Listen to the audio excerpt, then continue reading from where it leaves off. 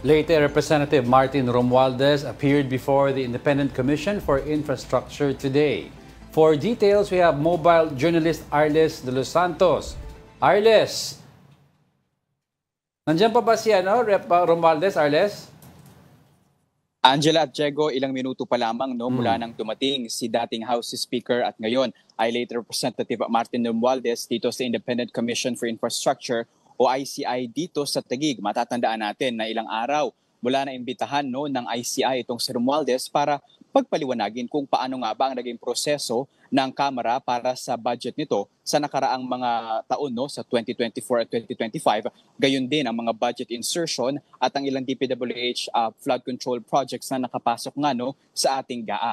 Sa kanyang pagdating, sinabi ni Romualdez na handa siyang ibigay at i-disclose ang anumang impormasyon na makakapagbigay linaw at liwanag sa katotohanan kung ano nga ba ang nangyari sa budget process ng Kamara. At kanya rin ikinagulat natin ang kanyang pagsabi na hindi raw siya bahagi ng bicameral committee pero handa siyang tumulong sa ICI para nga mahanap ang katotohanan at makapagbigay linaw pa sa mga alegasyon at mga flood control scandal na ngayon ay mainit na pinag-uusapan dito sa ating bansa. Arles, aside from talking about the budget process na pinagdaanan ng mga projects, is Representative Romualdez also set to defend his stance na yung he was pointed at during the Blue Ribbon Committee? Actually, Diego, medyo naging limitado yung pagkakataon natin na makapanayam itong si House Speaker Martin Romualdez. Ang kanya lamang sinabi ay ang kanyang willingness na makipagtulungan dito sa ICI at paulit-ulit nila yung sinasabi para nga raw maliwanagan na talaga kung ano ang katotohanan sa anomalya na ito sa mga flood control projects. Pero patungkol doon sa mga naging alegasyon sa Senate Blue Ribbon Committee sa isang pagdinig ay hindi yan kasama sa mga focus ngayong araw. Dahil kung matatandaan natin sa imbitasyon ay nakalagay doon kung paano at ano ang naging proseso ng Kamara para sa budget process nito at ang maging ang mga DPWH flood control projects na nakasama doon sa naaprobahang budget sa Kamara. Okay, aside from former House Speaker Martin Romualdez, sino pa inaasahan natin na pupunta ngayon dyan sa opisina ng ICI para sa investigasyon? Kaninang umaga, Angela, dumating na si Department of Budget and Management Secretary Amiana Pangandaman para din naman ipaliwanag kung paano nga ba nabubuo ang National Expenditure Program na taon-taon na ipinapasa sa Kongreso bago nga ito maging GAA. Pero ilang minuto lamang ay nakumpirma natin na nakaalis na siya dito dahil alas 8 ang schedule ng kanyang pagdinig, and then alas 10 naman itong kay dating House Speaker Martin Romualdez. Would you know if the other members of the small committee during the 2025 proposed national budget ay iimbitahan din dyan, aside from, of course, si former Congressman Zaldico na hindi natin alam kung nasaan ngayon, si former Congresswoman Stella Kimbo?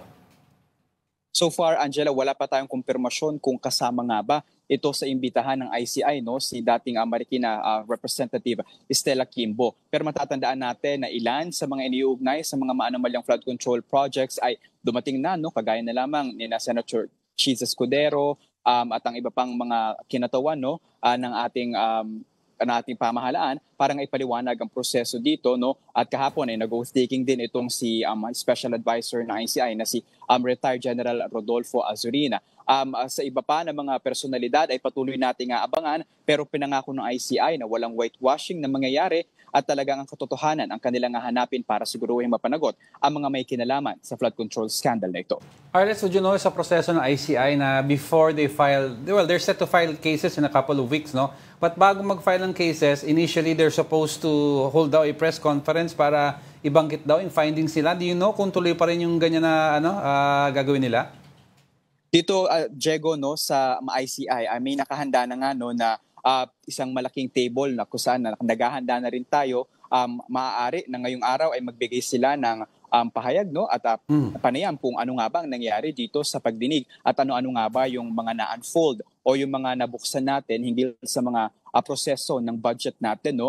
Pero matatandaan kasi na iginiit ng ICI ang kanilang posisyon na hindi na bubuksan sa publiko kung ano nga ba ang nangyayari sa kanilang pagdinig at magbibigay na lamang sila ng ilang mga panayam at medyo limitado ang impormasyon pero pinapangako naman nila na maaaring hindi man sa ngayon pero sa pagpapatuloy ng kanilang mga investigasyon ay makakapag-file nga sila ng mga kaso sa Ombudsman. Arles, would you know kung ano yung tugon ng ICI with regards sa supposed request ni Bryce Hernandez saka ni Alcantara with regards to request for house arrest if possible? Kasi alam ko sa DOJ na request yan pero alam ko nagko-coordinate kasi yung dalawang yung committee tsaka yung agency Oo. Mm-hmm.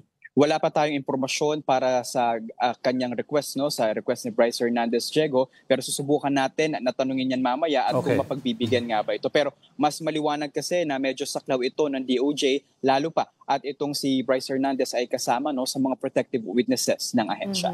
Well, last on my end, Arles, ito bang ICI is also willing to investigate other infrastructure anomalies such as yung mga farm-to-market roads na I think na imbestigahan na rin sa Senado soon?